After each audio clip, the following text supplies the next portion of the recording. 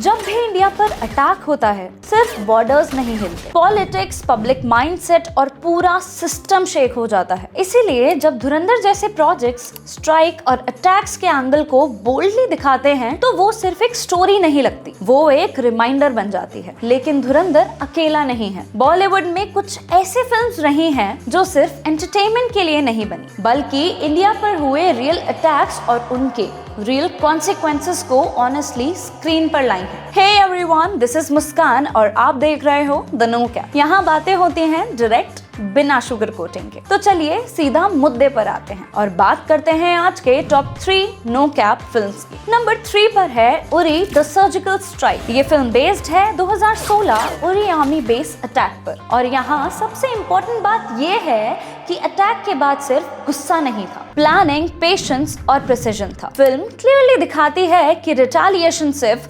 Speeches से नहीं होता, सर्जिकल एग्जीक्यूशन से होता है। विकी कौशल का मेजर विहान शेरगिल किसी फिल्मी सुपर हीरो जैसा नहीं था, बल्कि एक ट्रेन सोल्जर की तरह बिहेव करता है। उरी का इम्पैक्ट क्लियर था। पब्लिक नैरेटिव चेंज हुआ, मिलिट्री ऑपरेशन को मेन स्ट्रीम अटेंशन मिला और बॉलीवुड ने पहली बार मॉडर्न वॉरफेयर को टेक्निकली स्ट्रॉन्ग तरीके से दिखाया। This wasn't chest thumping patriotism, this was a calculated response. Number 2 पर है मैड्रास कैफे। अगर उरी लाउड थी तो मैड्रास कैफे बिल्कुल ऑपोजिट है। ये फिल्म लाउड नहीं है, लेकिन शायद इसीलिए सबसे डिस्टर्बिंग है। श्रीलंका सिविल वॉर और Rajiv Gandhi assassination inspired backdrop के थ्रू ये फिल्म ये दिखाती है कि टेरर का इफेक्ट बॉर्डर्स के बाहर भी इंडिया को हिट करता है। जॉन अब्राहम का कैरेक्टर यहाँ कोई टिपिकल एक्शन हीरो नहीं है, बल्कि वो एक इंटरनेशनल पॉलिटिक्स के गेम में एक मोहरा बन जाते हैं। मैड्रास कैफे का मैसेज बिल्कुल क्लियर था। टेररिज्म सिर्फ बॉम्ब्स तक लिमिटेड नहीं होता, इंटेलिजेंस फेलियर्स भी अटैक्स का रीजन बन जाते हैं और ग्राउंड सोल्जर्स अक्सर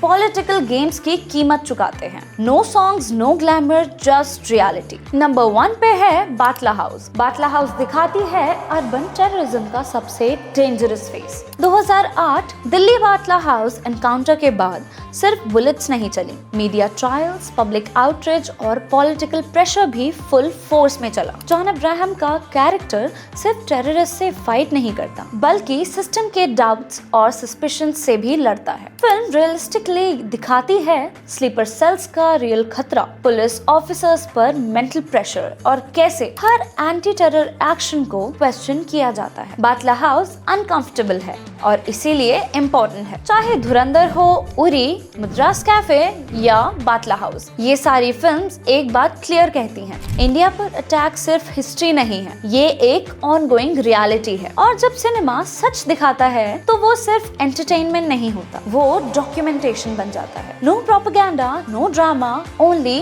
द नो कैप। अगर आपको ऐसी ऑनेस्ट और नो फिल्टर ब्रेकडाउन्स पसंद आते हैं तो द नो कैप को लाइक करो, सब्सक्राइब करो एंड कमेंट्स में बताओ अपने हिसाब से कि कौन सी फिल्म टेररिज्म की रियलिटी को सबसे ऑनेस्टली दिखाती है। मिलते हैं द नो कैप के नेक्स्ट एपिसोड में।